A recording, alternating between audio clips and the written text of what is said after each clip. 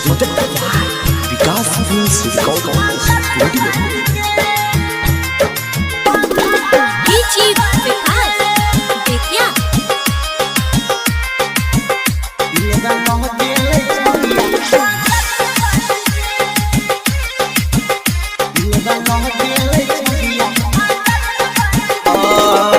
पहिले पहिले हमके न छलो प्यार रे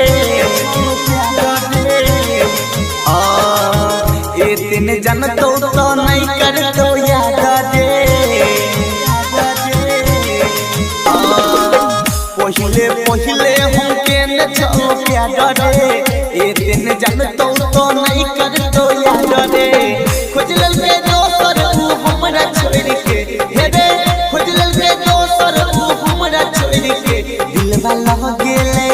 दिलवा गेले छोड़िया आचर में बांध के दिलवा गेले छोड़िया आचर में बांध के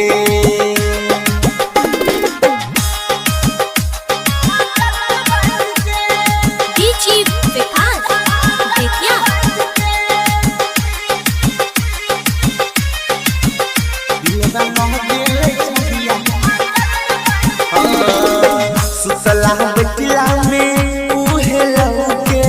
छोड़ के गेल जब से मन हो तरसे सुसला बटिला में उहे लौके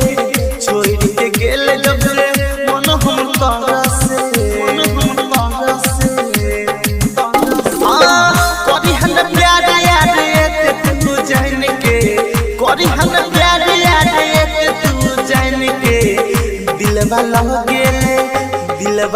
गेले छोड़िया आचर में बांध के दिलवा गेले छोड़िया आचर में बांध के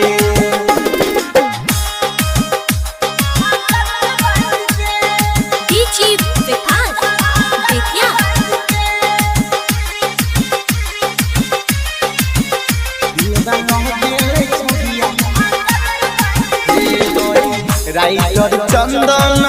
भेल अकेला सुभाष दीवाना संगे खेल खेला राइटर चंदन भेल अकेला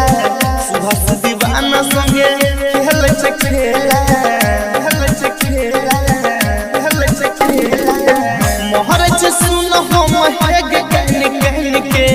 मोहरज सुन हम हेग कहन के दिलवा गेले छोड़िया आचर में बांध के दिलवा गेले छोड़िया आचर में बांध के दिलवा गेले छोड़िया